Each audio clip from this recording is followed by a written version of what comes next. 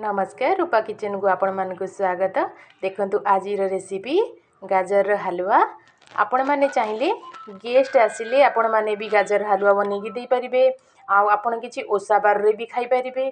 देखंतु केते सुंदर हेछि आ केते सुंदर कलर भी आसीछि।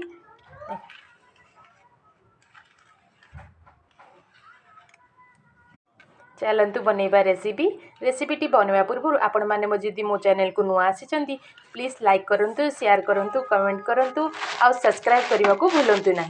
चलतु बनैबा रेसिपी। देखंतु गाजर हलवा बनैबा 500 ग्राम रे एमती लाल लाल गाजर नहीं जाइए। आपण चाहिले कम बेसी भी करि परिबे काहेकि ना हमरो मेंबर कम से 500 ग्राम रो गाजर नहीं आकु भलो भाबरे धोई देछि। एबे एमिति एक कटिंग मशीन ने मु ताकू कट कर देबी। देखंतु केते सुंदर मु कद्दूकस कर देछि। देखंतु बहुत पतला पतला करिछि। एई परि भाबे आपण माने भी पतला पतला करी कद्दूकस करिवे, बेसी मोटा करिवेनी। चलतु बनैबा नेक्स्ट स्टेप। से मु गोटे कढ़ई गरम करनी आ 3 चम्मच देसी घी दबा। देखंतु 3 चम्मच देसी घी दबा। देखंतु घी गरम हो गलानी। तापरे रखिथिबा गाजर को ता संगे ऐड कर दबा।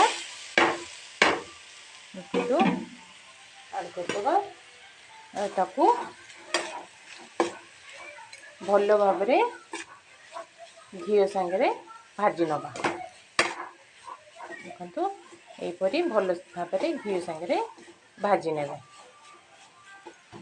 देखंतु वर्तमान घी सांगे गाजर भल भाव मिसी जाइछि। एबे आथिरे आमे 2 कप क्षीर ऐड करिबा। देखंतु 2 कप क्षीर ऐड करिबा। देखंतु से पर्यंत आमे याकू कुक करिबा जे पर्यंत क्षीर गाजर रु मरि न जाइछि। देखि वर्तमान ताकू आमे घोड़ेई दबा। देखंतु क्षीर एबे अल्प सुखी आसिलानी। एबे आमे आदरे किछि चीनी ऐड करिबा। आपण चाहिले बेसी मीठा करि परिबे आ कम मीठा भी करि परिबे। देखंतु एबे आकू आमे गोळेई देबा। देखंतु आम हलवा एबे देखंतु पूरा बहलिया हो गलानी। एथिरे आमे किछि गुजराती गुंड ऐड कर दबा आ किछि ड्राई फ्रूट्स ऐड कर देबे। आपण चाहिले आपण को मन पसंद रो ड्राई फ्रूट्स भी ऐड करि परिबे।